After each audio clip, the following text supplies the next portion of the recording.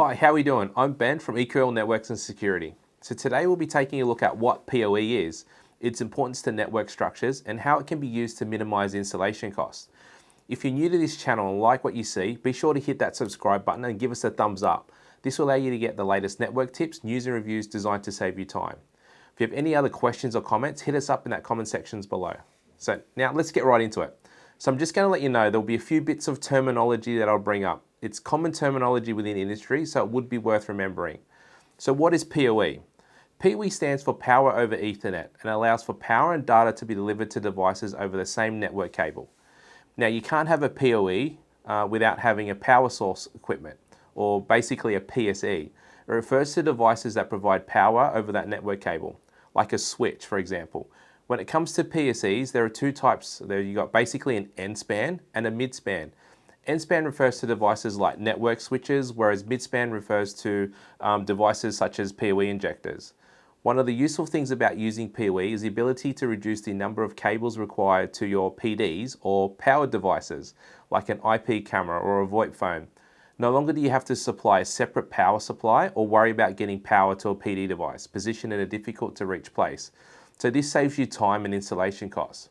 There are also other considerations to take into account when using PoE, such as you need to know the cable type, the length of cable, the wattage provided by the PSE, and also the specs of the PDs receiving the PoE. There are also varying standards of PoE with different characteristics that each serve an ideal purpose. The first standard is the IEEE 802.3AF, also known as Standard PoE, and has a maximum port power of 15.4 watts and a maximum PD power consumption of 12.9 watts. You're probably wondering why the max PD power consumption isn't 15.4 watts. This is because of cable resistance. So what is cable resistance? This refers to the cable's opposition to the flow of electric current, affecting its ability to basically conduct that electricity. Because the cable has a resistance, it will limit the amount of current or power. Think about a cable much like a water pipe. The larger the pipe, the more water can flow or more current. Hence, a smaller pipe, on the other hand, will have less water and less current flowing through it. So that's why there's a difference between how much power can actually be consumed and what's actually on offer. So standard PoE is preliminary used for CCTV cameras, IP phones, and some wireless access points. The next standard we've got is the IEEE 802.3AT. So these are all these weird numbers, but just stay with me. Also known as PoE+, which has a max power port of 30 watts and a maximum PD power consumption of 25.5 watts. PoE+ is primarily used for pan-tilt-zoom cameras, or PTZs for short. It's also used in access points requiring more power. Now this comes into the next standard, which is the IEEE 802.3BT. I hope this is all sticking in your head. However, there are actually two types here. There's a Type 3 and a Type 4. Type 3 has a maximum port power of 60 watts and a maximum PD consumption of 50 watts.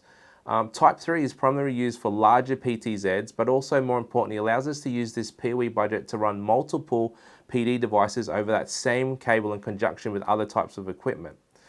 Now there's Type 4. So Type 4 has a maximum power of 100 watts per port and a maximum PD consumption of 71.3 watts. So this type can be used similar to Type 3, but with a greater PoE budget, it can now power PTZs with like heaters and fans.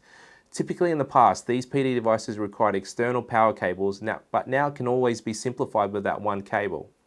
So when developing network structures, it is important to keep in mind the spec requirements and the limitations of your PSEs and PDs to ensure that your equipment functions as intended and to the best of its ability. Also, if you want to keep watching, check it out, What is PoE Budget, where I give a brief description as to how PoE Budget works. So that's it for this video. If you found this video informative, don't forget to give us a thumbs up and click on the bell to subscribe. This will allow you to get notified of our latest product reviews, tips designed to save you time. Let us know what you think about PoE down in the comments below, or any other questions you may have. At EQL, we're always here to help and support your business.